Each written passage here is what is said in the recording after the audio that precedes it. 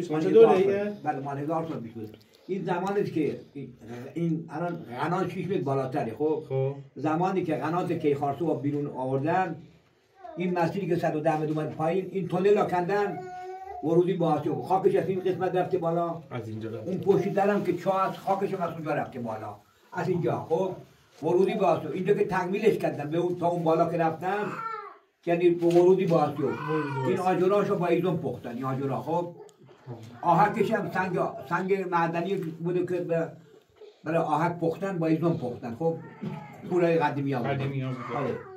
آجرا رو آوردن آسکو با اینجا درست کردن، همینجا با با میشه ساروج، آهک و خاکی روز میشه ساروج. خب آجرا رو چیدن، آسکو رو تکمیل کردن. مقطن آب پشت اونجا. خب اینجا پشت اینه. آره 6 متر اونجا بالاتر آب میاد، این مقطن آب پر آب شده به تو دستگاه پرگار. اون دستگاه پرگار جلوتره، نگاه کن.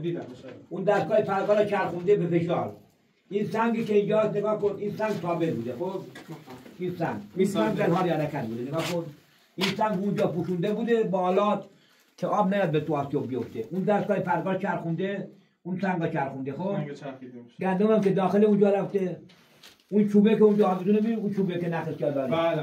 اون داخل این سوراخ سنگ افتاده. خب نگاه کن، سنگی که میچرخه گندم خورد کنه، اتوماتیک گندم خودش با تکونش رفته داخل سنگ و گندم خورد کرده، تبدیل به آرد شده. آرتم که رفته اونجا، این مسیر اینجا میاد این ور. آره همین گوداله که اینجا، همین بالا اینجا، از بالا اینجا هم دوباره آسمون آرد رو تحویل شده. مسیر آب از اونجا خارج شده، دوباره رفته برای قنات، اونجا برای قنات.